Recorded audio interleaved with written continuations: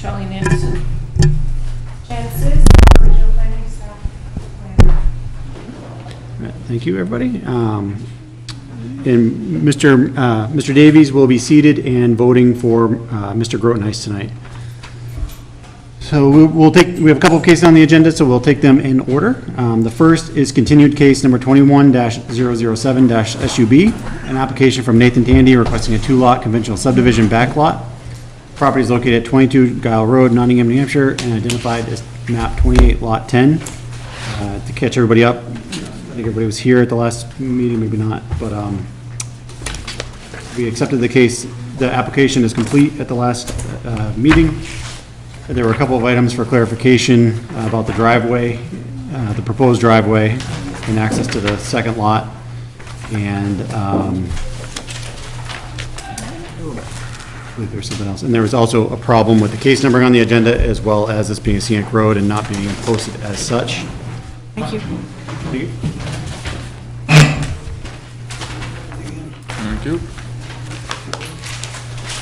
So I believe we had some deliverable information for the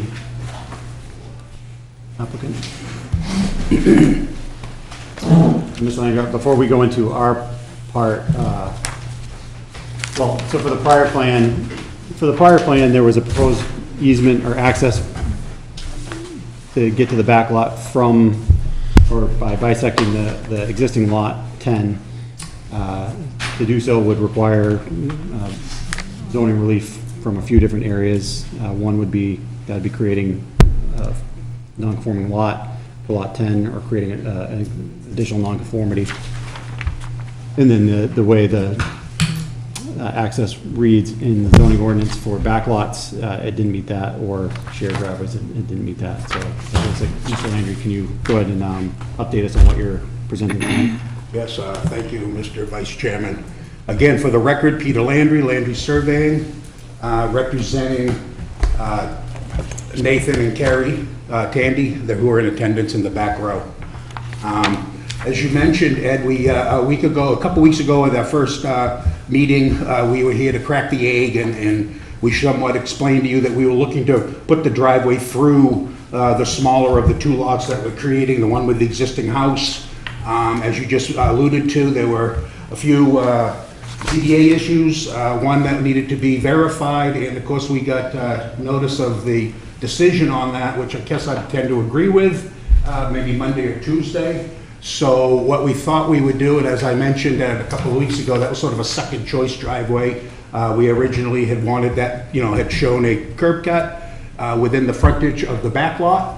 And what I just handed you tonight, that I just threw together before the meeting, was our idea where we would be, because I hadn't showed the whole entire driveway to the buildable area out back. I wanted to point out where we had intended to put that driveway. Now, just to maybe set the board a little bit at ease, as you can see, we're going through the 25% slopes, but of course, I think it may have been 3 or 4 years ago, a lot of you members were on the board, and there was a subdivision up on Route 4 up by the condo, Maple Haven or Maplewood condo, just before Garland Road, on the side of the hill, where, in a way, sort of designed the same way as this. We had a road, then a 25% slope, and then your buildable area in the rear. Now, this is, of course, a greater distance, but conceptually, it's the same idea. Out there, it was Route 4, steep slopes, the driveways went through, and then to the buildable areas. So again, just to set the board at ease, you've looked at something like this in the past. So I did look at some of the, because of course the subdivision regs do mention a maximum 8%, which of course, for the grade, centerline grade, which is, that's sort of like roadway standards, but that's what it, nonetheless, that's what our regs say. So I did kind of, because we are in steep area here, because it's Nottingham, I did look at some of that. I don't have it on what I handed you, but I just kind of, just to set you a little bit at ease what we're looking at here. When you come in the first 100 feet, it's essentially flat. The road's 254, you're going 100 feet, you're at 254. There's a 252 contour in the middle, you got a nice little saddle, there'll be a culvert there. It's not wet, but any water coming down from that hillside will pass under the driveway there.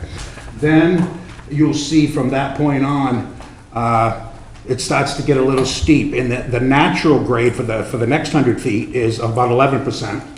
And then the natural grade to the 300-foot mark is 13%. At that point, we're pretty much at the top of the ridge. Now we can traverse across the 25% slope. The next 100 feet's at 3.5%. The next 100 feet after that, 6.5%. These numbers aren't on there, but you've got enough info to figure that out, but I spent a little time and put that together for you. The next,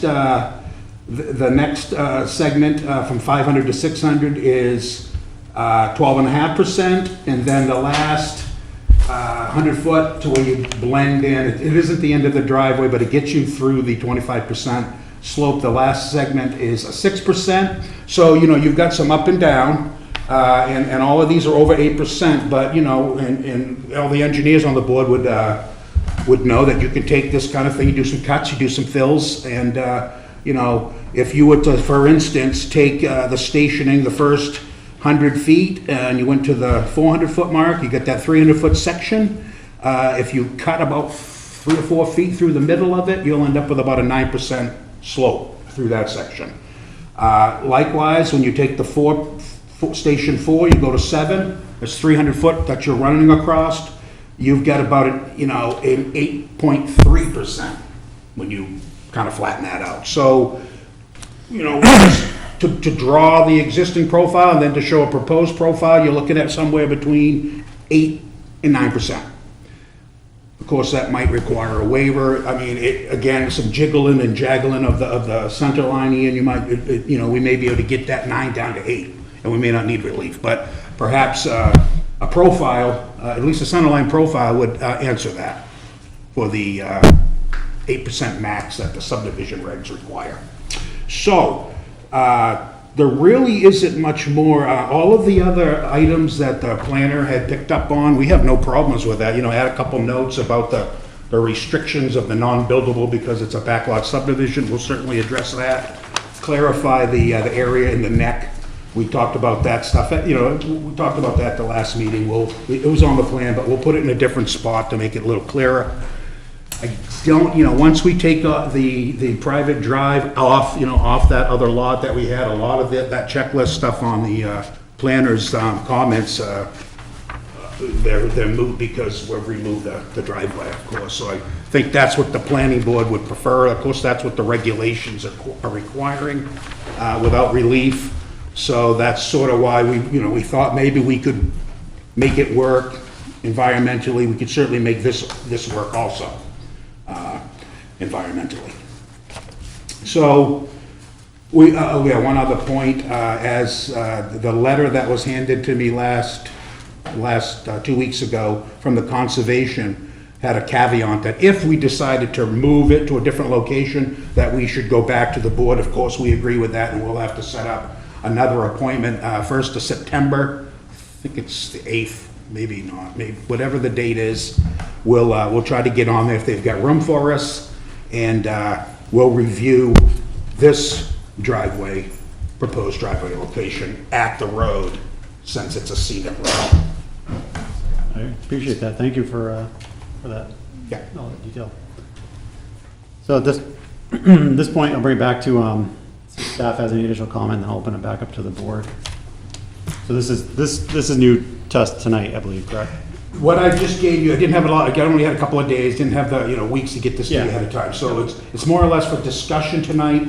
And again, I'd like to we got to come back with those other items I talked about that need to be done. So I really want to find out from the board what more you might be looking for from us, if there's anything else in addition, so that we can prepare accordingly if we need more time, so that we can be efficient and not show up without all the information you're looking for.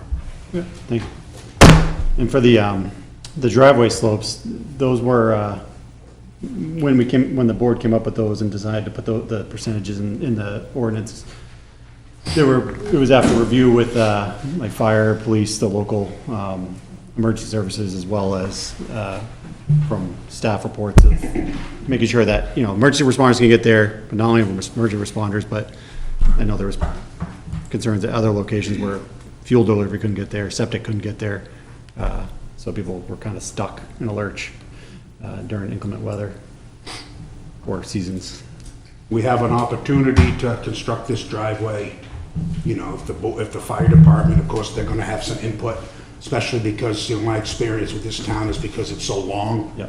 So we're gonna have to discuss anything extra, and I think 20-foot rings a bell, and we might be able to achieve that with, you know, extra shoulders or something.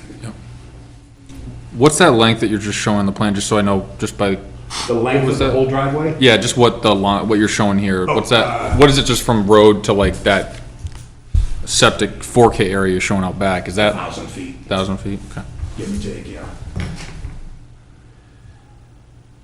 And driveways and roads, do they have the same applicable standards? As in like width and everything Right. like that?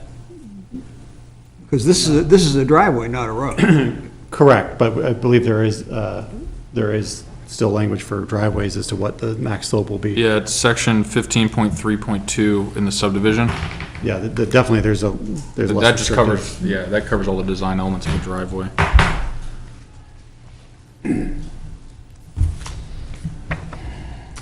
Jen, did you have anything else that you wanted to add before we jump into more of it with the board? No, I think pretty much that I've covered there. Looking at everything here fresh with you all. So, and it's funny you mentioned, so the lots on Route 4, so those had to go, I know those went to zoning for relief of some items, but areas that are generally over 25% slopes are considered unfit for building and are usually considered a protected area too, of environmentally sensitive area. I'm trying to find the exact. Yeah, see, you know, that's the way I've always, I figured, you know, maybe we'll hear from the rest of the board tonight, but when you look through your, you know, Nottingham's unique with the 30K, fit for building, or 30K buildable area, whatever you want to call it, lot envelope. But that fit for building is unique. I don't know of any other town that uses that. And, you know, I certainly understand that, but I think we got to take this non-fit for building and non-fit for building in context. And I believe the way it's always been interpolated in my mind is that's only if when you're trying to prove out the 30K. Which is what's spelled out in the, yeah. That's how it's spelled out in the rules, Ian, right, in Yeah. the zoning. It doesn't mention anything like driveway or anything like that. Matter of fact, I think I don't even think a driveway's a structure in the town. It's really not even defined. So anyway, I can understand your thoughts there, Ed, but the fact is, I think that whole fit for building context thing was to try to show a 30K. It used to be a 200 by 200 block way back. Then it went to 60,000, which included the setbacks. We could go right to the lot lines. Then it changed to 30,000 exclusive of the setbacks. And that's where we lie now. And the whole time, that fit for building is always circled around the 30K. I don't believe it ever was intended to restrict other parts of the lot. And for instance, you know, the plan that you're talking about, the Route 4 one, it would have been nice. I did look on the recorded plan for any listed variances, and I didn't see any, so I called the surveyor. And again, I'm not gonna, you know, recollection was a few years ago. He mentioned all he needed was waivers from the subdivision, from the planning board, because these were over 8%. That's what I was told by the surveyor. So it certainly can be verified. And like I said, any relief that was granted by the zoning board is not listed on the recorded plan, which is a little unfortunate, but not a blunder or anything, but. Yeah, and that's something we would have to go back and read through. So it might be, it's in the subdivision regs where Yeah, it's it's- environmentally sensitive areas that shouldn't be disturbed. And then if they are planned on being disturbed, there's additional requirements that come in. So that's probably why, you know, where a waiver might come into play for some of those, because obviously, you know, a 2-lot subdivision versus, you know, with like stormwater management plans and grading and erosion control and things like that, you know, may not be So applicable. the extra, could you just give me that citation? I have it in front of you. I'd have to It's environmentally sensitive areas or sensitive regions. Where are you reading that now? The Definitions? subdivision regulations. Could you give me a citation, please? Yeah, I'm trying to find exactly which sections. It appears in a few. So what I'm hearing is, if you're in a sensitive area, environmentally sensitive area, there are extra provisions that need to be accounted for or provided. Correct, yeah. Yeah, so that's almost an admission of allowance then, right? You would agree that you're allowed to do that? That's, what's that? 20.2.4, conservation of natural features. 2.4? The development of all subdivisions shall, to the greatest extent possible, preserve the natural condition, important natural features of the site, goes on to define those areas as including but not limited to water courses, wetland areas, steep slopes, large unique trees, different woodlands, and other unique habitat areas. So that, we were back on this section for a previous project not too long ago where we were talking about that and how it's really just saying we look for the Conservation Commission to comment on steep slopes. Yeah. In this sense, the lot would comply with the back lot, but due to the existing steep slopes, it essentially, if you interpret it as disturbable area, then it's a non-buildable lot with access. I guess the question, I wanted to jump back, so the driveway, and you had those profiles with percentages. Yes. Is that something, would you be able to provide, I know you're gonna come back, would you be able to just throw together a quick profile for that, just so we have it on file? Oh, absolutely. That, I was sort of tonight, a lot of this was, we've only had a couple of days, and I wanted to get the feel from Yeah. the whole board as for, location. See, 2 weeks ago, the location, we talked, that's what the whole meeting was about, and, I kind of figured it was go that way. It would need some relief, but the relief became a couple to a few, so we Yeah, decided I to see come that. back to the original. We had already thought we were gonna go through here, but considered, geez, there was already a path, I don't know if you were the Yeah, last. I Right, had so there fortunate was enough to watch a on path, we were trying to YouTube, make yeah. it all working. But hey, it's always balancing everything out. Now, again, the profiles would definitely be helpful because you'll see that where you do run through, like I pointed out, Ian, across that 25%, it's not like we're running up the 25% slope, the worst part of it. Yeah. We're running along the contours like you want to. And like I said, 6.5, then you got that 112.5, but 6, and then, of course, that's up and down. You shave that off, cut a little fill, and you're looking at about an 8.3% slope. So Yeah, I think what you might need on 11 by 17 perhaps, Yep. without a plan profile, maybe just, let's do an existing profile, and then we'll do a proposed, and then we can show the grades. And then we That'd be can see fine. if they're under 8% or over 8%, and we'll need relief, we'll ask for a waiver. I guess I'll say too, to that is, my opinion is, because of the length of this, and that's just the nature of it being a backlot subdivision, is that if you wanted to ask for a waiver, I'm always in favor of these long driveways of trying to limit your disturbance. And in order to do that, you have to kind of follow those contours a little bit. But maybe that's something to consider, because I think it's worth weighing the pros and cons of, if you have to hold that 8% and not request a waiver, like you said, you've got to shave, I see. fill, Right, so right.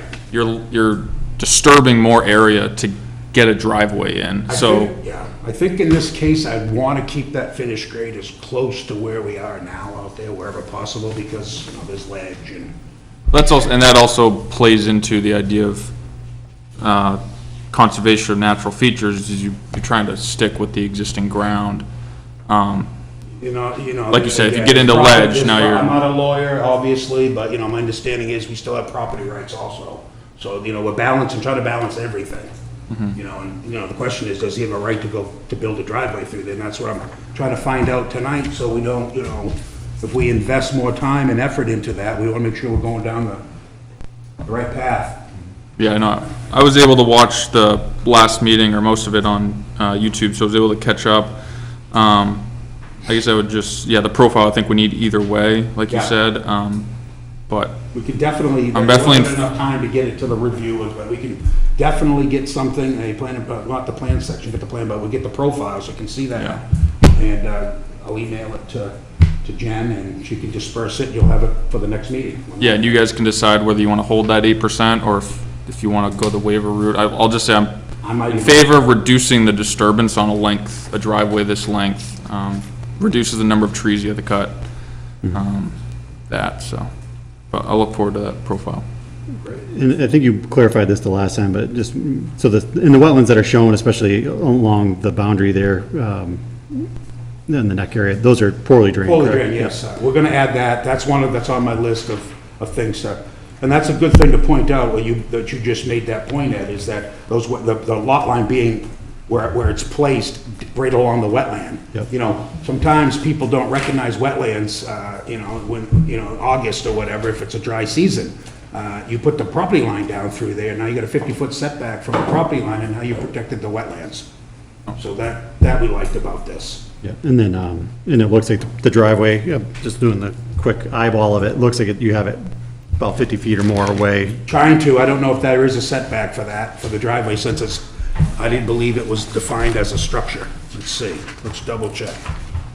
But anyway, yeah, for the most part it is. I wasn't trying to keep it 50, but unless. I think where you have it though, like you said, like where you have it though, I think you're trying to straddle those steep slopes and make I'm it trying to, constructible. that's exactly, I'm trying to, fix point out on Guile Road. Yep. Right, so a couple of fixed points along the way, and then try to get it to fit in. And and you can let me know on this one, so is there a reason that you wouldn't just go more to the southern property line for the driveway, so that you're only crossing that one small section of slopes? Oh, you mean stay right up top all the way, Ed, and then kind of circle around and drop back down into the hollow? Or bottom, I don't know which way you're saying. I mean, Oh, I'm looking at it this way, so, coming up. Yeah, coming up that's, it's have to this stay property up boundary, top and then drop back down. because you'd only bisect 50 I'm- feet or so. Imagine if you did that, you'd be over the 8%. Well, you're gonna be, that section, now you're not going with the contours, now you're going against them. And you're gonna have quite a steepness in there. And I don't know if we could flatten that out without a tremendous amount of bottom end fill, but I don't know, I mean, we could certainly look at that. This driveway here was kind of by eye, I know it can be probably tweaked around a little to make it, get it close to that 8. But I know what you're saying, that would limit the amount of impact, but boy, it's awful steep in there.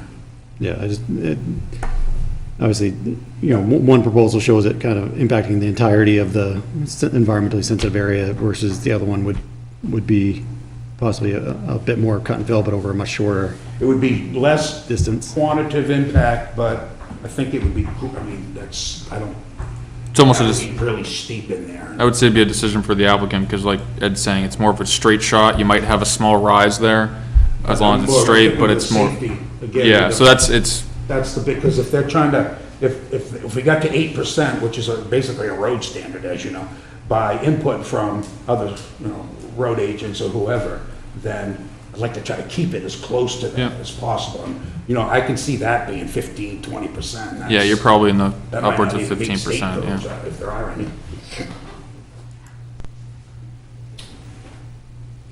Pete, I have a couple questions and one comment. The commission meets next on a regular scheduled meeting, September 13th. September 13th. September 13th, okay, I will Yeah. call Sam and set something up. Yeah, the planning board meets the 8th, so this is after the planning board. Well, that's not gonna help me, is it? No, it's not. But we'll have to, that's the first conservation, we'll wanna be there. We may end up postponing, I guess, on this, Yeah. and I don't know yet, depends on how much more we gotta do. I will tell you that we had to reschedule our August meeting to the 30th because we did not have a quorum. If you call up Sam and whine a little bit, he might say, oh, sure, you can August come. 30th, Yeah. well, there you go. Thank you. Fill out that agenda. We'll try to get on there. Another point, Ed, have we posted this as a scenic road application? No, I was gonna bring That that. needs to be done. Yeah, I brought that up to the town administration, so this, I apologize to the applicant for, heartily on behalf of this board and the town. As you know, we're still searching for a full-time land use clerk. So if anybody listening has a desire to possibly fulfill that role or consider it, please contact the town administrator. But there was 2 issues that were noted on the last agenda, and they remained on this agenda, which was the case numbering appears incorrect as 007 instead of 012. So this is actually case 21012 SUB, and the fact that this is a scenic road and has to be posted as such. So, you know, we wouldn't have final action tonight anyhow, which I'm glad we're not at that point anyway, because that is a disservice to the applicant, and no fault of theirs. So thank you for bringing that up, Sue. and Okay. reminding me of that. I would like to continue. Okay. Pete, how come you didn't do the proposed driveway further west? Why did Oh, you you not know, choose that side? Well, we thought about that, Sue, but there's the existing house, the existing dwelling is already within the 50-foot setback. Yeah. Well, it looks like- Driveways, there's no setback for driveways yet. I know, but what about the house? So as of now, the house is not conforming. No, I know, but wouldn't I have to draw a lot line between the existing lot line to the north and the house to create the neck? Yeah, that's, I like that a lot better, that putting that Well, we'll road. have to move the house. And there's no setback for driveways yet, so you can put it right on the line of the abutter. But what about now, then of course, let's think ahead, and then I gotta draw a lot line for the neck, for the back lot. Yeah, Which is yeah. going to end up between the existing lot line and the house. Okay, And that's gonna create a variance issue. Plus, that drive will be real close to the house there. that is So true, it is kinda nice there, Sue, I agree. that is true. But not unlike developments we've seen, where driveways, where roads going in. Yeah.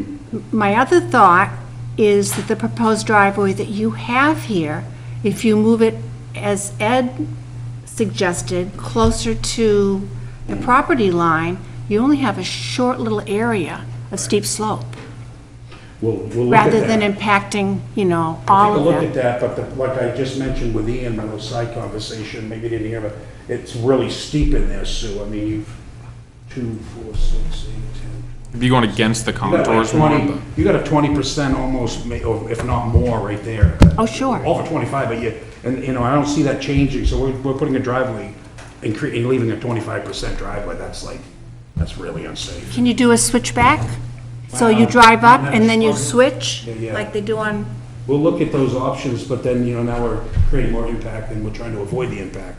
See, Well- switchback would have to occur on the steep slope, which is what we're trying to so you come up avoid. here and then you do a switchback here, rather than going straight up. Whatever. But if you, like I mentioned, when we get, picture the slope now, 25%. We build the driveway through there, 20-foot wide. 25% Just is a mentioned lot. it's gonna be 8%. So now you've got a 25% slope with 8%, 20-foot swath running down through the middle, that's not 25%. Yeah, the steepest slope I've seen is 9% on a state road, and that's pretty Yeah, steep. yeah. Well, if you picture it too, the homes that are in on Route 4, the ones that they placed up on the hill, Just now. some of those driveways, the ones you pull in, the share that's split, those are probably in the 15 to 20 range, so if you Yeah. go steeper than that, and I've seen those guys get stuck trying to get their cars down. But in the winter, Yeah, they have to basically coat their driveway in salt to be able to get their vehicles down their driveway, but, So I think if you make the August 30th meeting with the Conservation Commission, we could do a site walk prior to the planning board, that's fine. and get it. Whatever you guys wanna do, I guess. Yeah. If that's what the planning board's looking for, that, your comments for the whole lot, or just the. Well, the steep slopes, because Just the before, scenic nothing road. was impacted. Yeah, right. it'd be steep slopes and the driveway, right? Because technically that's. Oh, yeah, on the yeah, scenic yeah, road. yeah. Well, the scenic road has to do with stone walls and tree removal. Yeah, you'll see there's not a lot of big trees there, so Yeah. we should probably, and we might even be able to pick the spot between the trees at the entrance, Okay. which I think that you'd like. And one more thing, sorry. Has there been a study as to what might exist for protected species in this area, in this Has block? there been? Not to my knowledge.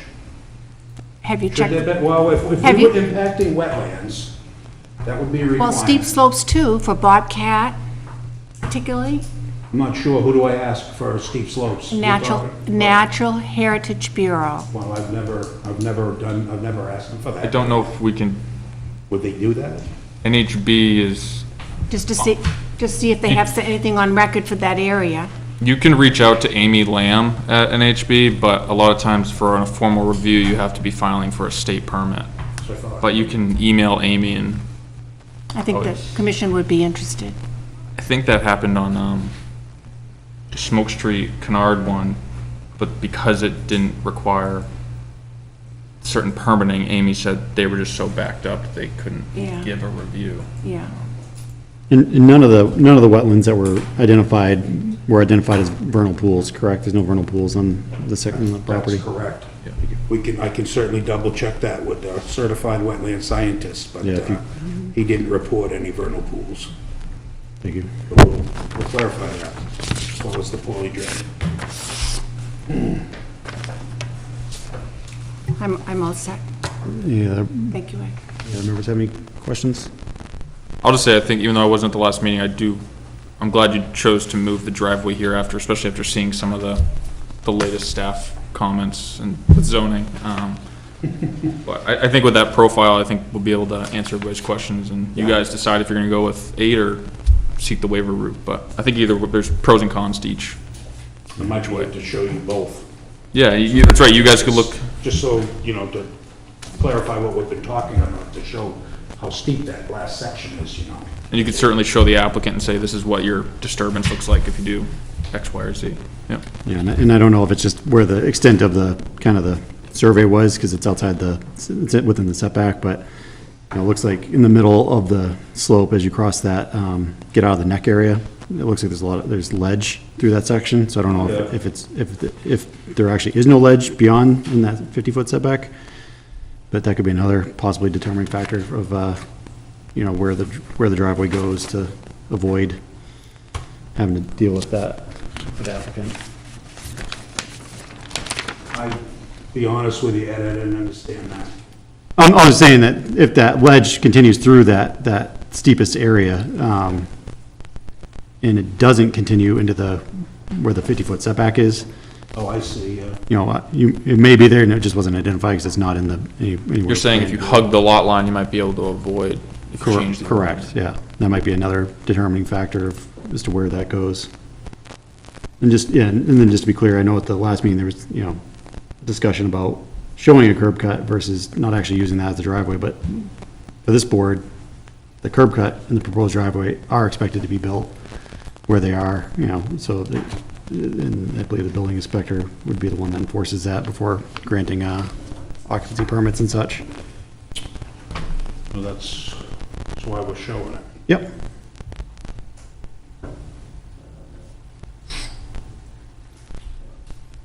So I think So I guess what I'm hearing is the board, I guess it's a consensus that they'd like to see, we'll do a profile of the driveway. If I do that on 11 by 17, I'll get it over to Jen, so she can, as soon as possible, so she can disperse that. I might even go out and give you a cross-section of the driveway, not cross-sections every 50 feet, but at least a typical, because. I was gonna say a typical, I'm anticipating especially- 20 feet, thinking 14 feet of traveled way, and then maybe 3-foot shoulders. Or give you 20 feet if you're emergency vehicles, if they gotta whip up through there, they got extra room. It's probably beneficial when they build it too, because if you're cutting, you need to make sure you have that ditch on the uphill side too. Yep. and plowing. That'll probably just come by default. Yep. Definitely.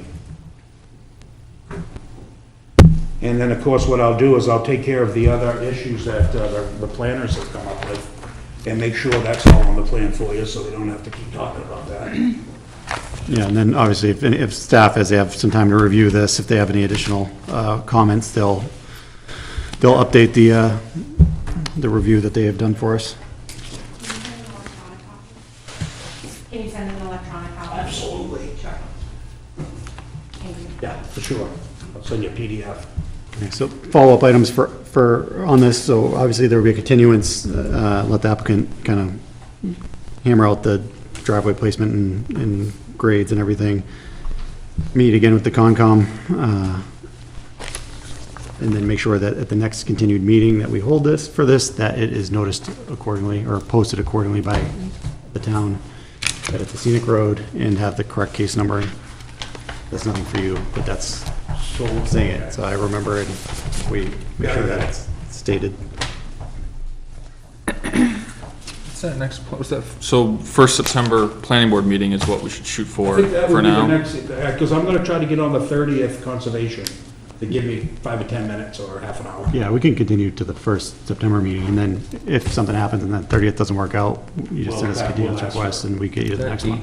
Is that the first? September 8th. Yes, planning board is on the 8th, Oh, it's the because 8th, the okay. first is, previous Wednesday. First meeting is September 8th, yeah. You ready for a motion, Ed? Yep. I'll make a motion to continue case number 21-012-SUB to September 8th at 7 PM. A second. We have a motion and a second. Is there any further discussion? Seeing none, all those in favor, please say aye. Aye. Aye. All opposed, motion carries unanimously 6-0. Thank you. Thank you.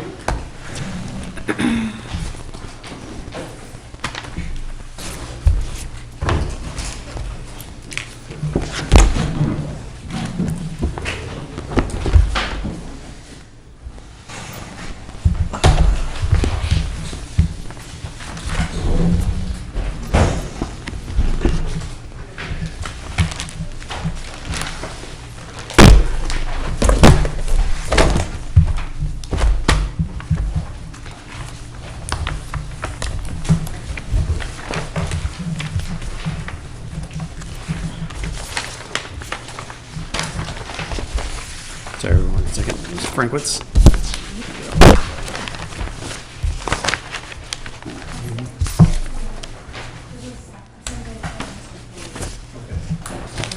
Okay, the next item on the agenda is case 21-011-SIT, application from Richard Cody requesting a site plan approval for a change of use along the conversion of an existing structure to an office studio.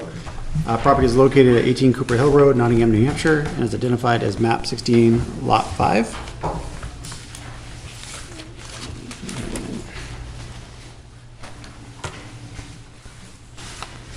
So before we jump into the application, I'll let the applicant give a quick summary of what they're proposing, and then we'll go to staff for about the application completeness, and then we will act on that and go from there.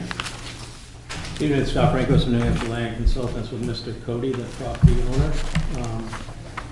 What we're asking for, and this is an unusual application, I haven't done one before with the town, change of use. It's an existing storage building that was on a plan that was brought to the board in 2007 by Doucette Survey, and what Mr. Cody would like to do is convert that into an office space. The application was submitted on the Doucette plan. I think it was highlighted what building it is on his property. Kind of go around from the left to the right. On the right building, there's two apartments. Then there's another building that's closer to Cooper Hill, that's 3 apartments, 4 condos. And then there was the smaller building, there was a shed, and then a smaller building, and then a larger storage building on, it's called Unit 6 on the plans. The large building is just a slab with storage, and the smaller building, the one he wants to convert to an office, is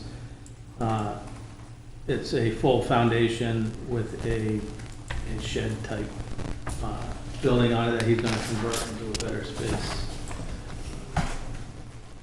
It has a little bit of history, as the planners put down in her review, which I just got, but the last time I was involved with it was at the beginning of this year. We had talked to the board virtually about it, to find out what direction he had to go, and I guess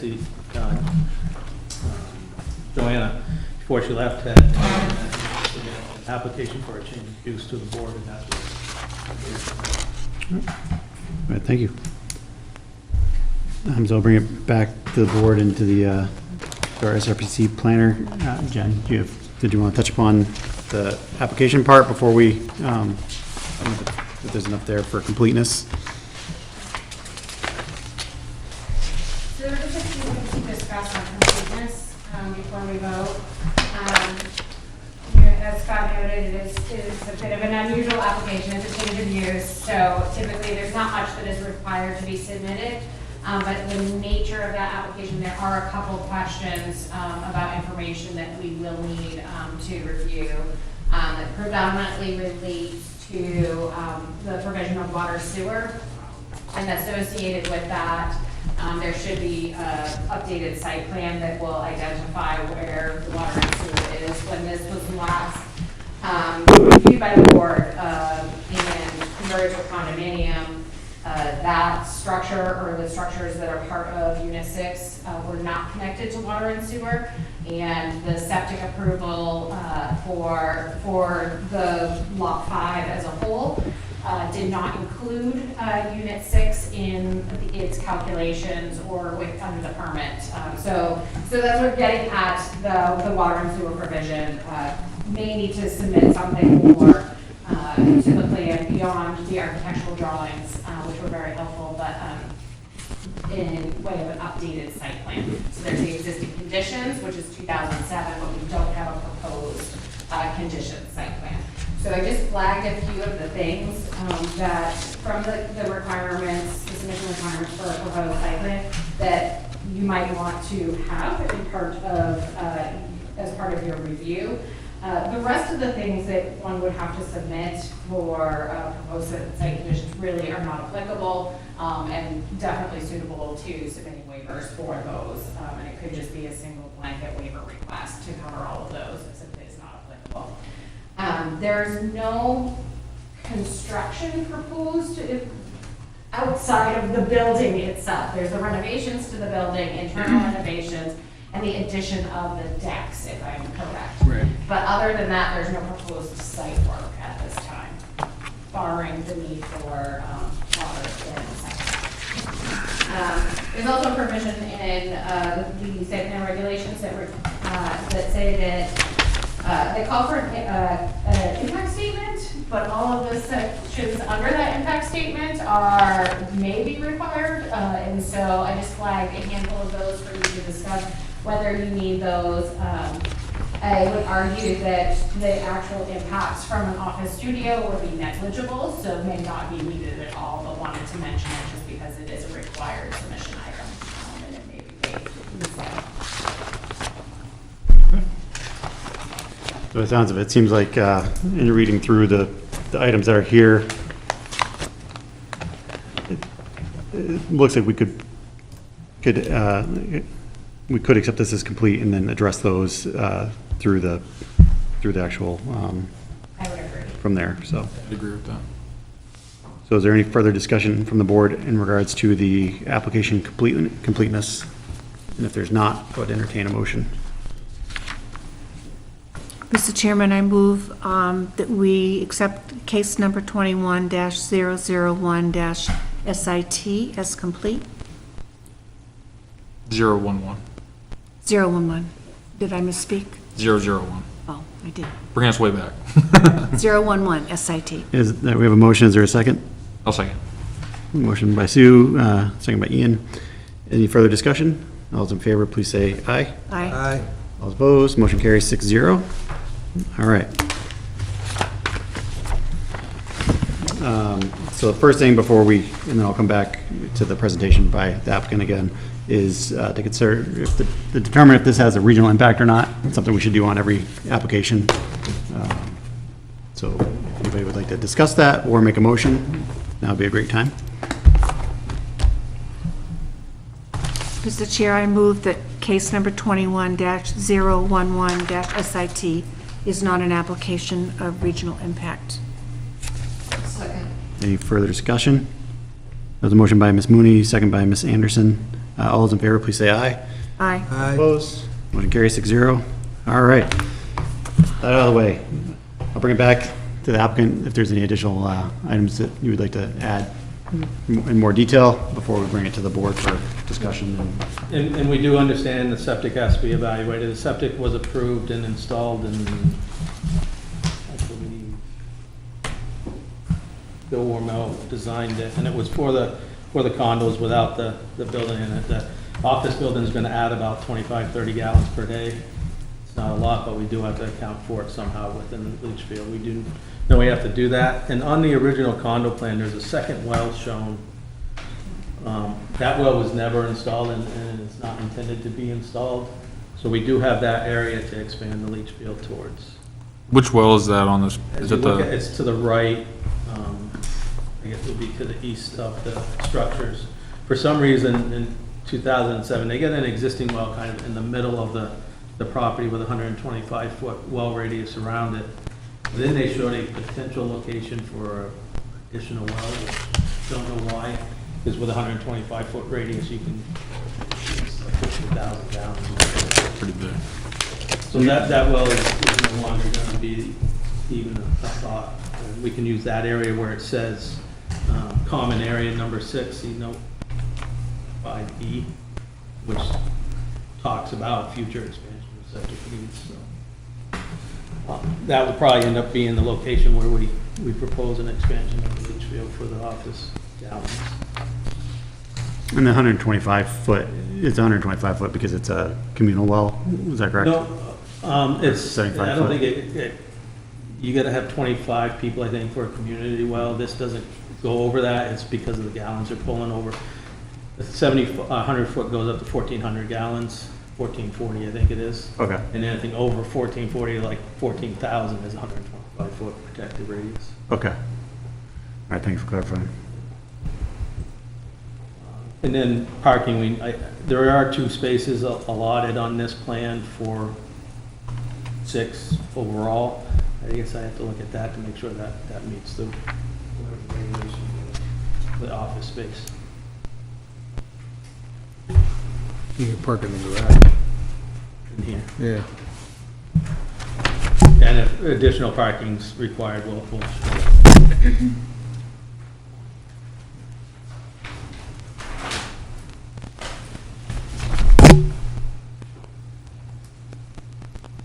Okay.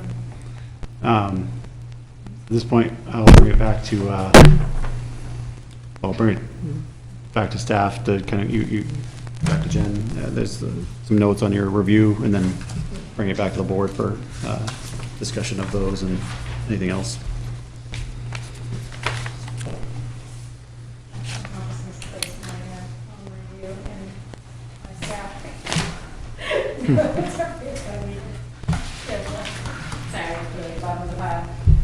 I think for the conversation tonight, one of the first things we need to address and look at is whether it needs a variance for commercial office use. This is in the residential agricultural district.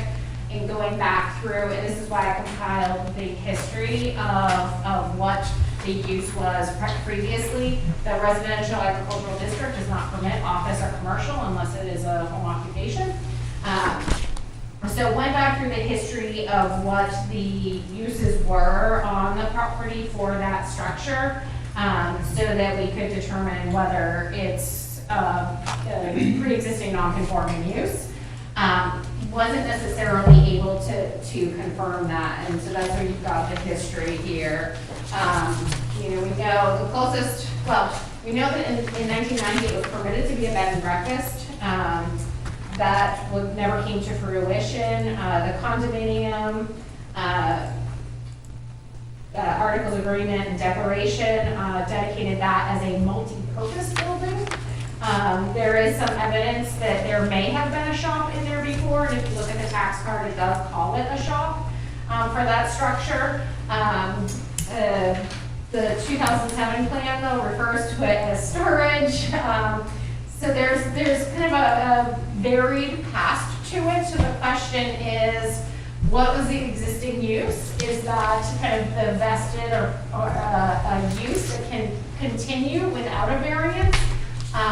Or is, through that history, does it meet the definition of having been abandoned, so if it was previously commercial office, it hasn't been that for a period of time, and so does it meet the DID standard for being abandoned, and therefore, we still need a variance. So that's kind of part of the conversation. I think the other larger item is we need more information on the building itself relative to the setbacks to determine whether the decks are increasing any nonconformities of the structure itself. So we need to see the property line setbacks as well as the wetland setbacks and the structure proximity to those. And then there is the questions about sewage and water supply and getting those noted and making sure we have enough parking.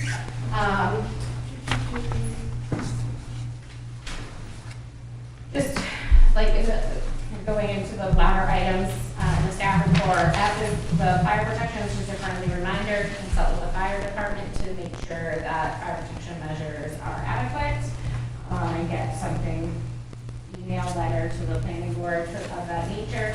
And then just some basic questions, if there's any building signage, exterior lighting, hours of operation, just trying to better understand what that potential future use will be beyond just unspecified office.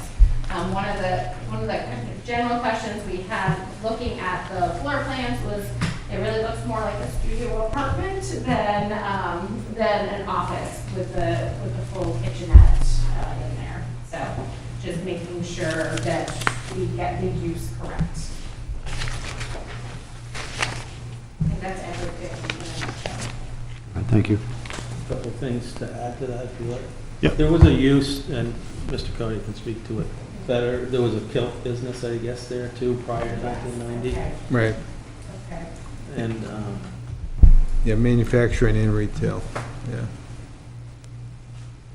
and signage, will there be signage? Isn't it? Well, there's no place for one. I mean, I would imagine, there would be a place to put a sign at the, above the front door kind of a thing, but nothing planned really at the street side, I would think.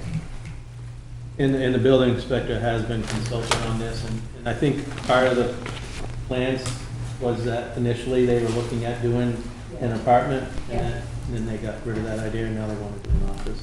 I think the plans might have got stuck in limbo there a little bit. Thank you. They're basic enough that you could see it either way, that it could be an office or a residential.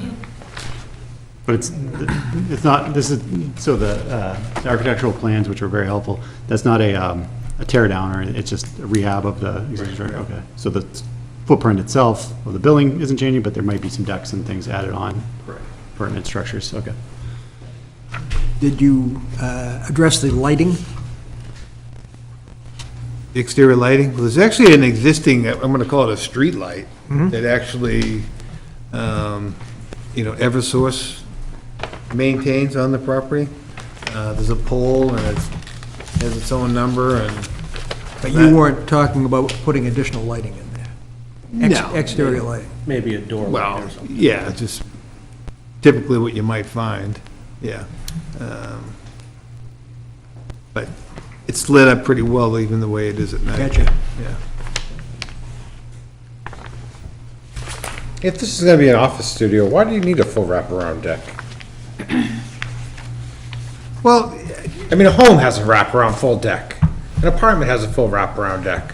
A business doesn't have a wraparound deck. I think a lot of this, like Scott was saying, originally was a kind of conceptual, kind of a deal with the guy that drew these, and, and after we got the recommendations that it probably wouldn't be workable as a residence to try to stick more on the commercial side. Our goal is just basically to repair the building, for one, and generate some income if we can. Sure. And have it aesthetically pleasing to the property. And the first step of that was the foundation. So once we had that done, we didn't really think there'd be that many obstacles after that, but, you know, that, again, it doesn't, the only reason why I think the side deck might be helpful is that there is a steep slope there. And as from the rear, there's actually would be an exit if somebody was to come out the back, had to come out the back, you know, the back door to come out instead of the front for some reason, as an emergency exit.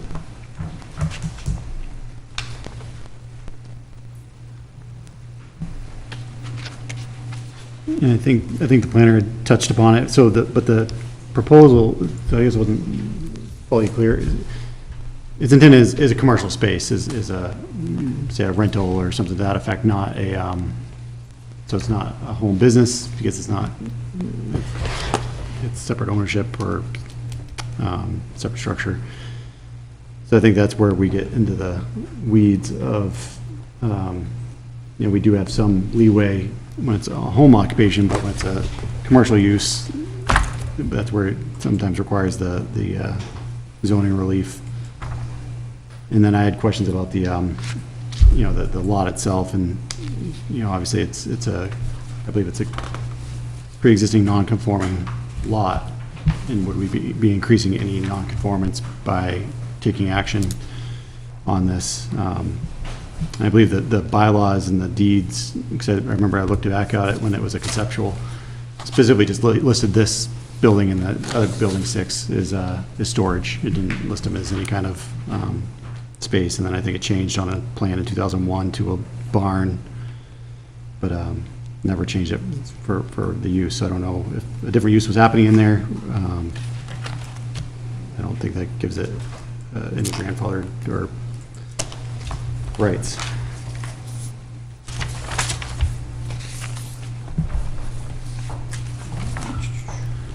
Well, if we want to tackle the non-conformance on the use, right, there's that 12-month limit, right, if the use is discontinued, that you can lose the commercial. And that was the storage, that, I think the report said 2015 or around there? 12 months, is it? Yeah, That's so the cutoff, the yeah. zoning says within 12 months you can restart, but I believe that would also, that would require the same use to restart, right? Like if it was used for storage, it had to be used again for storage, right? Correct. You know, I think part of the reason why it was kind of technically abandoned, I talked with the guy I purchased the property from, and again, it was the retail kilt kind of a thing. The signage is still within the building, and then it was used as an office. So that's some deal that he must have set up. And then I think mainly the reason why they stopped using it for anything after that was the fact that it was a building that was technically like on stilts. I mean, it was only being held up by one corner technically, and it was, you know, probably ready to go. So that's why we did the foundation. So it probably wasn't the type of building that somebody was going to invest any kind of improvements inside, use as an office or for whatever use, because of the condition of the building. Right. And we felt, you know, the first step was the foundation, and we invested the money and the time to get that done, save the building, and hopefully to be able to have the building function for some other use. Yeah, we thought maybe a residential unit, might have been something that we would even consider staying in, but we were advised that that's not the way to go. So we're happy to do it as an office. So I could, is your intent that this office space would be rented or leased in conjunction with the larger building? Or are you looking at possibly treating those as separate structures? it could be separate, yeah. I mean, if we technically sold it, you know, because they are set up as condos, right? So if I sold unit 6, then somebody might want to, you know, use this as an office and have the garage or. Well, I think that's where I'm confused too, because they're both labeled as Unit 6, and Right. I'm looking at the LCA areas that I know there's some dashed lines there with no descriptions, and those might just be tie lines of some sort. They just call this detached from 6. The tie lines, yeah, so that's why I'm just asking, because, technically, if if the board decides that a variance needed, it would cover both of those structures because they're on the same LCA unit. I just wanted to clarify that.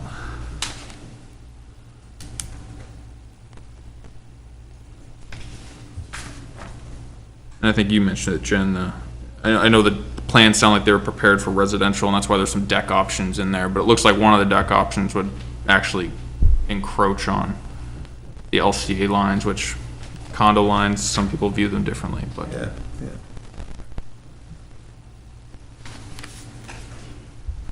Yes, I think a reread of the zoning ordinance, section U, I think it's Article 2, section U, is dedicated to nonconformance and nonconforming structures, nonconforming uses, what can occur with those, what can change, what can't, if they can be expanded or changed in uses. So I think that would need a reread and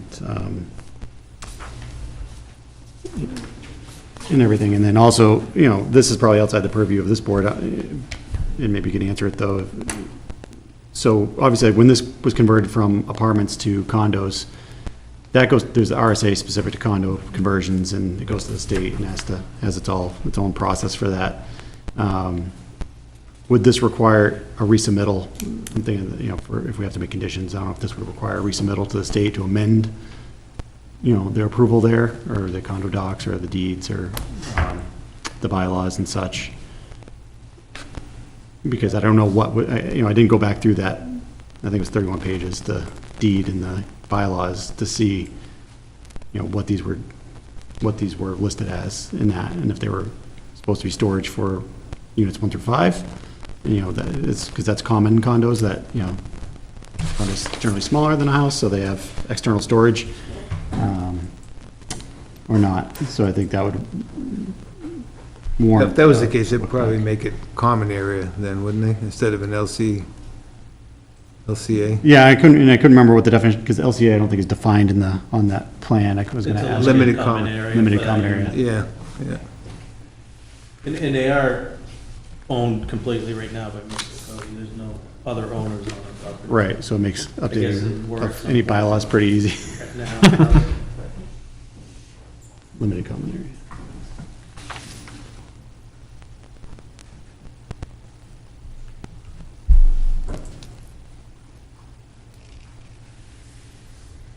So, if there's any additional comment by the board? If not, I'll open the public hearing. Mr. Chairman, I have a question for the applicants. Since we last saw you people, we've passed a new zoning reg in Nottingham Stream Protection District in the North River, because it seems to have be a confluence of two smaller streams from the North River Pond. It is probably a second-order stream, which means there's a 50-foot setback from the mean high water mark of a no-disturb buffer.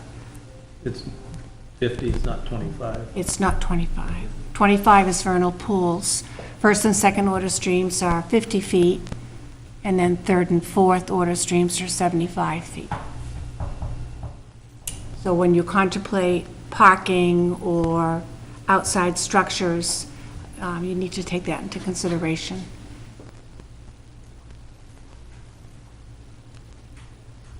And that's a Nottingham definition, second order stream. No, that's state. Because there is, North River changes as, under Route 4 as it gets closer to town. That It is changes to correct. protected, That is correct. state protected. If you go online, first order streams don't have a single source unless they are sourced from a large body of water. Like the Pawtuckaway River drains out of Pawtuckaway Lake, but it's a fifth order stream and it's protected by the state. So if this is a second order stream, it will be on the state's second order stream list. No, they don't include that. They just do fifth order streams. but they'll give you a definition of what first, second, third, fourth, fifth, and sixth order streams are. So when you have two first converging, that gives a second order stream. Two seconds converging gives you a third order stream. Right. But we have 50-foot setback for a second order stream, and at that location, But the town of Nottingham hasn't designated any streams in town to that There's no map or anything, is that what you're at? Yeah. There's no I- list or map. So it's it's in kind a, of up for interpretation. I don't think it's up for interpretation. I'm just trying to make sure I'm going down the right path. I'm not saying it is or it isn't. I can give you a reference. Even first order streams are protected. First and second perennial streams are protected now by a 50-foot setback buffer, not setback, buffer. And this is in our zoning ordinance, Article 3, Section E, which I noticed is not in our table of contents yet. And I think that might be a standalone, did we update the zoning ordinance? We did, but we didn't update the Table of contents, okay. table of contents. Could you repeat what the number is? Pre-existing? Yes, Or Article is this just 3, subject to 50? Section E, Stream Protection Overlay District. And that's on page 20.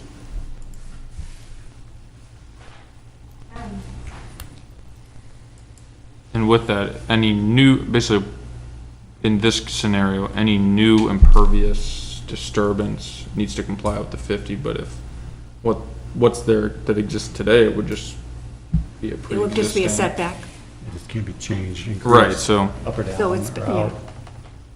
if the site can work as is, then it would technically comply. right, but no new structures should go within that 50-foot buffer from the high water mark. To that point, the deck would technically qualify. Yeah, I got you. If it's in that 50 feet. Yeah. Well, I It can't looks like the tell. buildings were within 40 feet of just that edge of what's called the North River, so. Expansion means up, down, Yeah. or out from existing footprint, including attachments. Non-limited to decks, open porches, including porches, increased views. Can people hear you, Ed? Oh, I was just reading it, I'm sorry, non-permitted use under the, if it is, if the structure is in that setback or that buffer. Well, that's a pre-existing structure, so that should be okay. But expansion of it Correct. Right, yeah. in any way, shape, or form is not. Would the deck be considered, If it's in that, Yes. district, yeah. Yep. It's under non-permitted use, 6B in the, in that overlay district.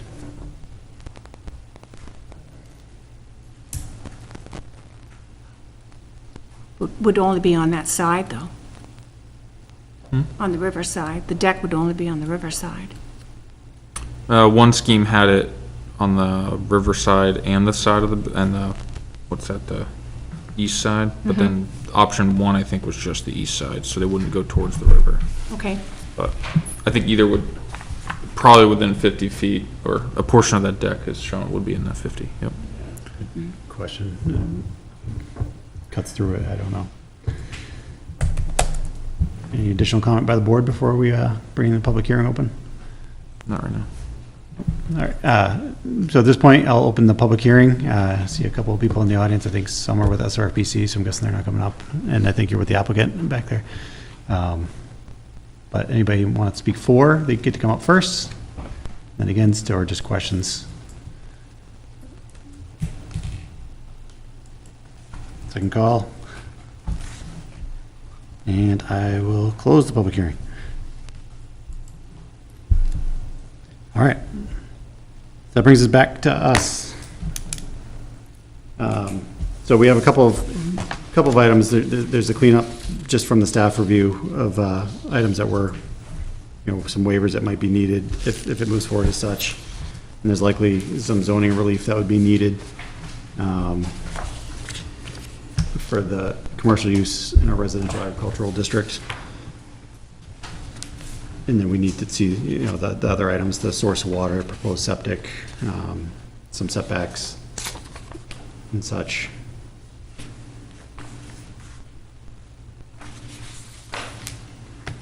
me see if I missed anything. If we could talk about the variance fee, that was kind of, it wasn't. Of course, yep. kind of out there still, if we were gonna need to do that or not. I understand if we do, it's asking for a commercial use within a residential zone, Yep. but with it having a passive commercial use, but, It doesn't look like there was ever a permitted, the prior site plan didn't reference it, so that anything approved was never for a commercial use that I could see, or if it was 30 years ago that was abandoned, it appears, from the conversion to condos. But if there's evidence of anything, please let us know and we can take that into account, but we would have to go into the, look at the language then to see how long it's been since it's been used commercially. So there's possibility of that, and I'm just gonna read them off for things I heard tonight, and everybody else can chime in as we get through it. So the possibility of the commercial and residential, possible relief depending on where things fall after you look at the plans a little bit more from the stream protection overlay district. Or just confirming that you're not, outside of it.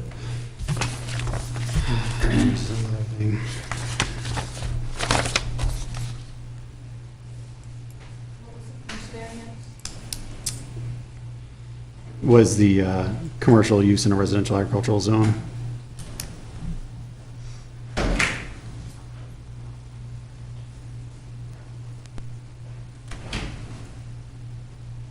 And the other possible part is Article 2U of the zoning ordinance, the nonconformance and nonconforming use, and if there's gonna be, if this would be considered outside that.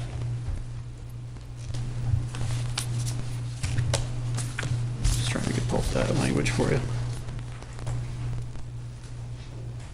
You're looking at the section U on page 36 of the ordinance? Correct.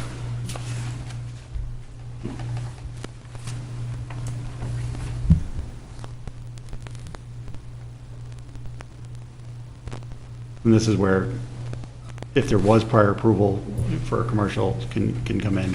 Any non-conforming use, the very first sentence of it, any non-conforming use existing on the effective date of these ordinances may be continued indefinitely, provided that such use shall not be expanded, enlarged, extended, or moved to any other portion of the lot, except section 2. Change to another non-conforming use, reestablished if such use has been discontinued for a period of 12 months, or has been changed or replaced by a conforming use, restored for other than a conforming use after damage or any cause. So basically fire. Then there's a lot of non-conforming lot of record, non-conforming structure. In my opinion, when I was reading, it was that Article 2, Section U1, that subsection B changed to another non-conforming use. That might apply, but because subsection C, because there has not been a commercial use of any kind for within the last 12 months, I don't think there to be you could extend any commercial use there, so I think it would require zoning relief for the use.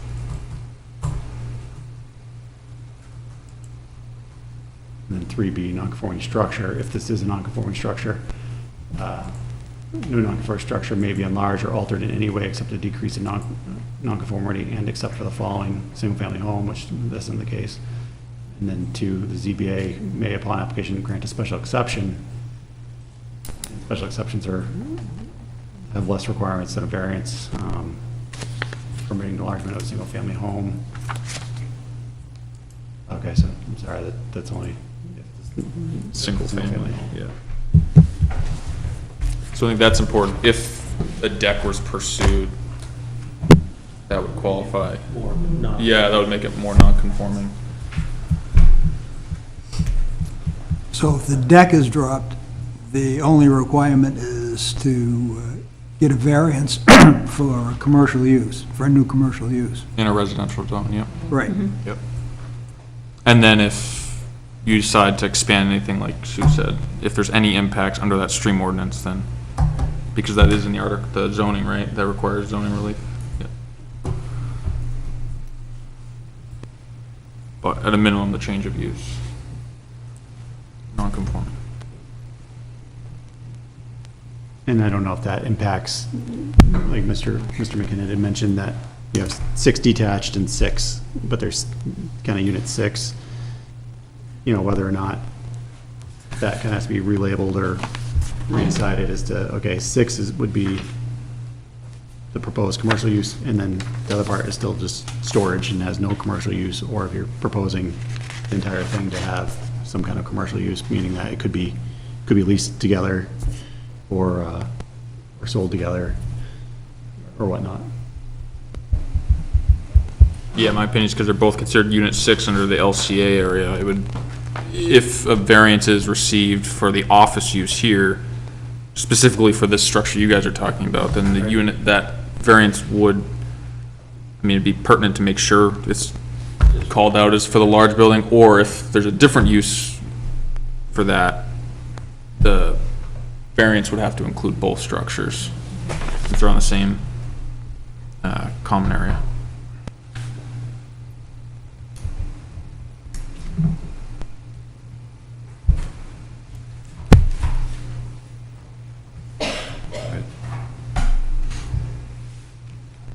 So at this point, I think, well, I'll entertain any additional discussion from the board first, and if there's any other items that anybody feels that should be addressed that weren't addressed, or any questions.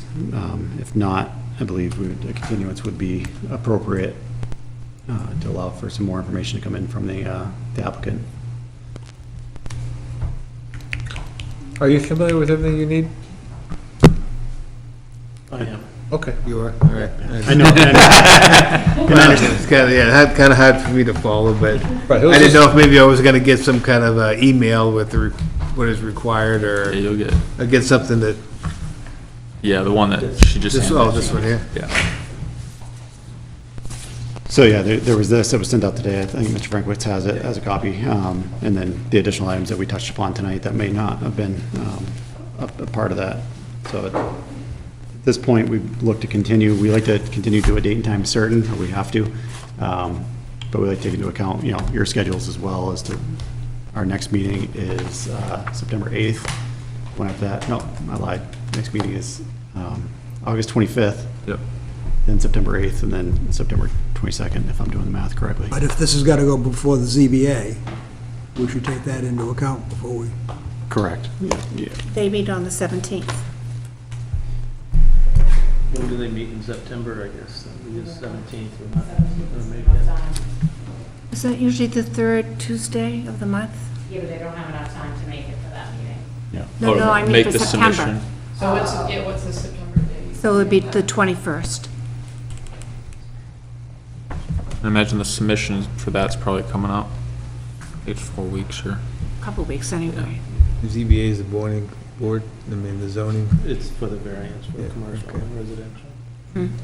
I don't know if it would be helpful to have us see the application again, you know, because obviously you were talking about putting some setback lines in and such, and show where the septic would be, or the connections would be in the well, and utilities and such. If you find it, if you feel it would be helpful to meet with us again before going that route, that way we can, I think the variance is gonna be needed regardless, so we might as well schedule the ZBA for 21st, and then you have another meeting right after the that. 25th of September is, Cool. no, 22nd of September.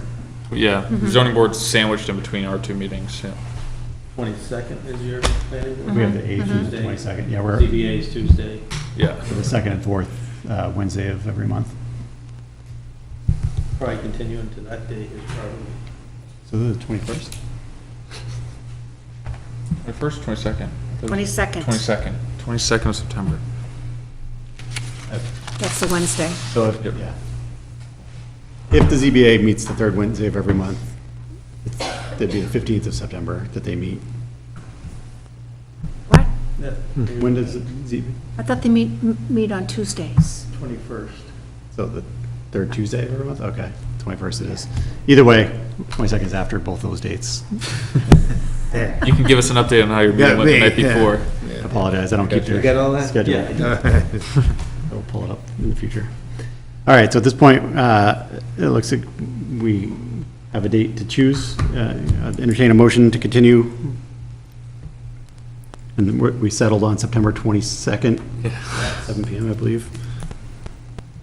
So would anybody like to make said motion? Mr. Chairman, I move that we continue case number 21-011-SIT to September 22nd at 7 PM.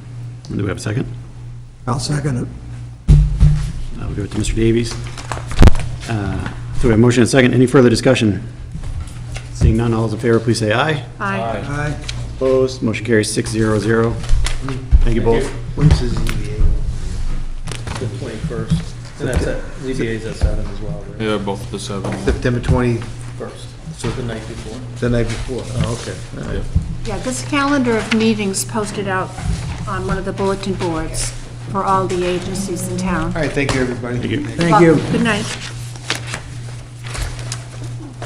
So this is a time of night where we open public comment. We welcome anybody from the public that would like to kind of come before and have any kind of questions for the planning board. We can't speak towards specific cases or applications, but if you have questions about planning, we can try to provide some clarity. We do this at every meeting, but seeing none, I'll move on beyond that. Before I forget, my item for tonight is we have Mylars to sign for the Bateman lot line adjustment that was approved. I believe all conditions have been met, if I'm correct.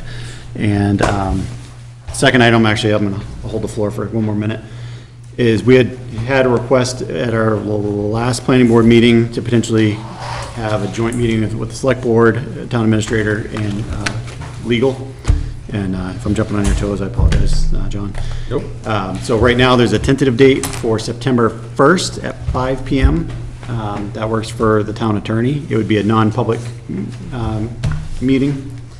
It'd be just a time for the board, or the boards, to kind of hear from legal and try to get some guidance for moving forward with cases that may be impacted by the acceptance of roads at a town meeting. So instead of sending an email out, I don't know if everybody here has their schedule, if we can get a kind of general idea of hands, if September 1st at 5 may work for you. Works Works for me. To, What night day of the week is that? Wednesday. Wednesday, we September. kept it to a Wednesday, but just moved it earlier because, Okay. for town council. I'm in. Okay. So we have enough. So I'm seeing enough head shakes and everything, so I'll communicate that to the town administrator, and he will continue to work with the select board. It's not official yet, and I'm sure he's gonna firm it up with the board, and we'll get a date on that. Again, that'd be a non-public hearing. So now I will open it up to select the staff and board updates. I'm just gonna go around, I like to go from my right. So Mr. Davies, do you have anything? I have nothing to add. Mr. Moran? Last meeting we had was on Monday night, and we had a nice meeting with Concon about the future plans of maybe some more land going into conservation. And again, we have discussions on what we're doing about the new past roads, and next meeting we'll be going over, which was Article 20, which was passed, about the road standards. We discussed at the meeting before, and then it got postponed from this meeting to next meeting. So that should be on our agenda for another good night of discussion. And those are the big topics. All right, excellent, thank you. Ms. Mooney? The Conservation Commission is planning on having a booth at Earth Fest Day, which is September 11th. I don't know if the planning board was interested in What was the date? attending and just being available, or I can wear 2 hats. I've done that in the past, and it's been greatly appreciated. It's a lot to ask. What was the date again? September 11th. And what's the times on that? I'm sorry. Oh, what's the times? I don't know. Okay. I think we need to be set up by 9. probably have to go on the rec department website, Okay. find those details. I can have an email sent out to the board to see if there's anybody that would like to volunteer for that, unless someone wants to jump in tonight. And give a heads up to Courtney, Yeah. too. I am unavailable that time to, that day.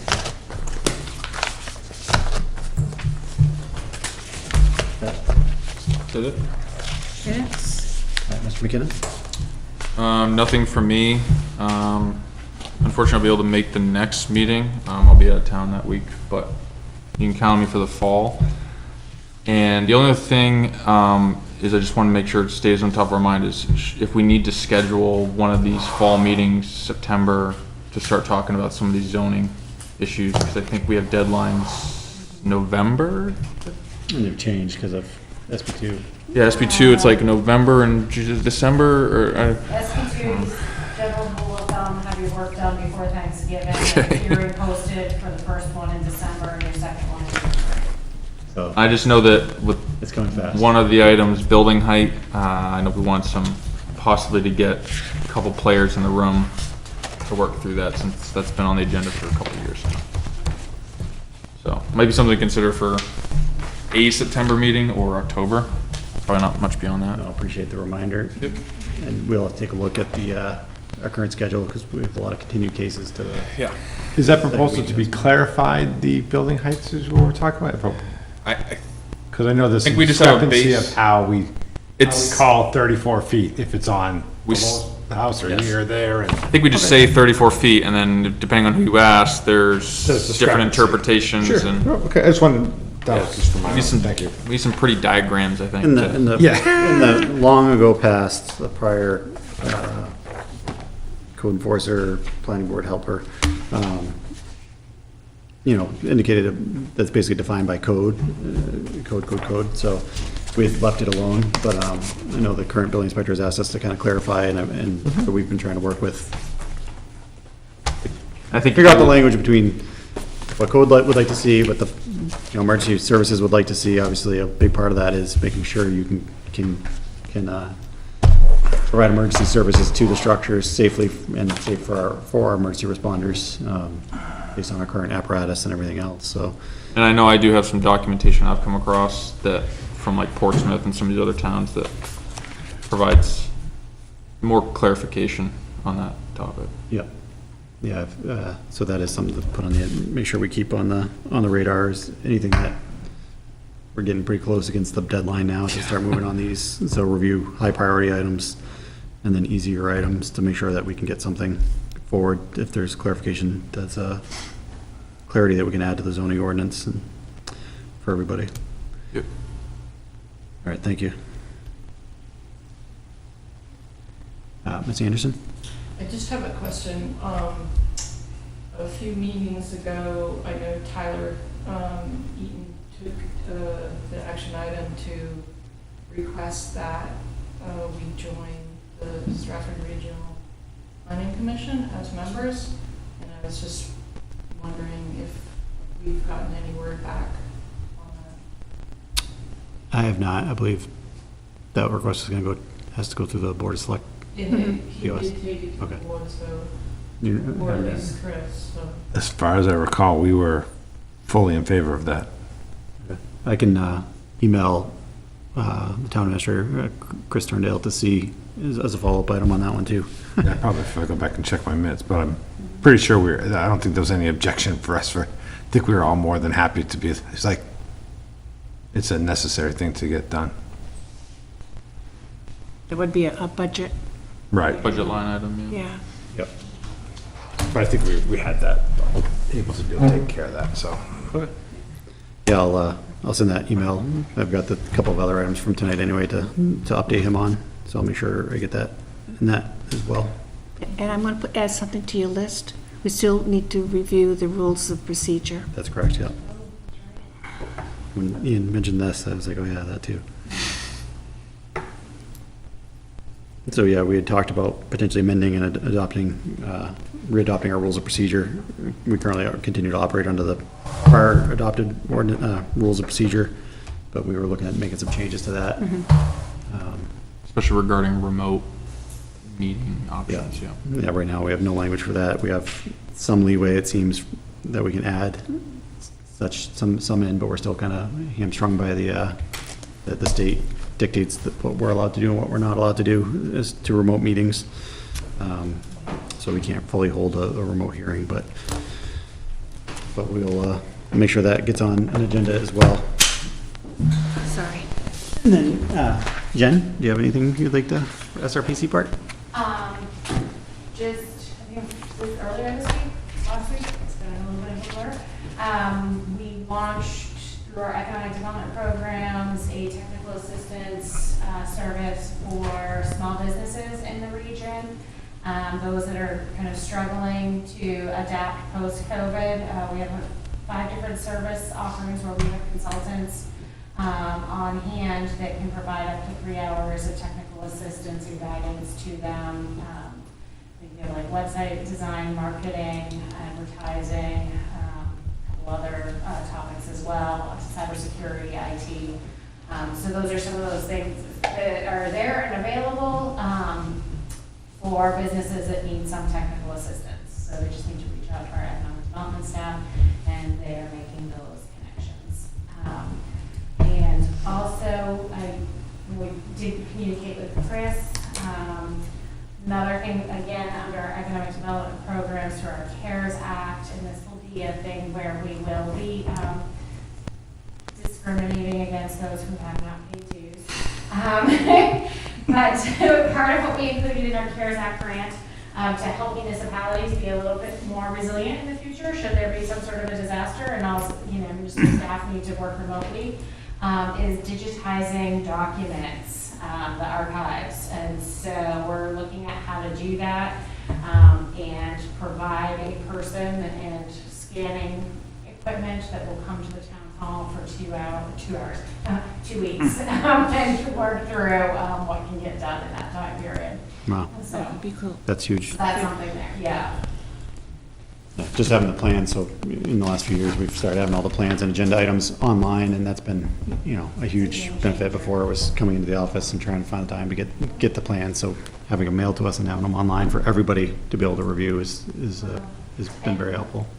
And, just for example, the Cody case review, for us, we needed to do the history review. And Mark and Autumn came over to the town hall to collect the files, so we could do that. So if there was something digital, it makes it easy.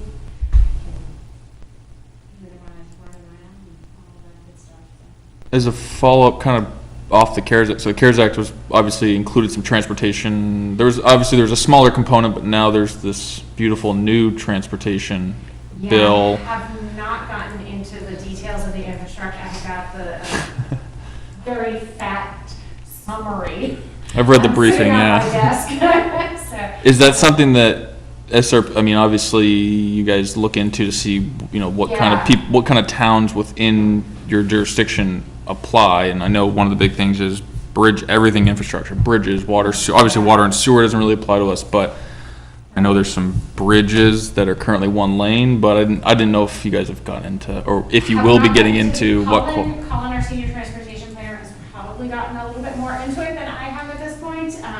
But we need to go through and figure out how that applies, what we'll be able to carry forward on the municipal level. And, obviously it comes with a lot of dollars, so how are those going to get distributed? And right, and if there's a process to try and even just get a little piece of that, knowing that the town has quite a build afoot on some of these bridge replacements. I would say one of the key things to do is to make sure if there are any transportation improvements, particularly those on state and federal highway networks, to make sure that those are identified, documented, and then Colin in our office can assist with getting those pulled together into project summary sheets. We want to make sure we get them into the queue. We just did an update to our metropolitan transportation plan, where that's where the queue lives.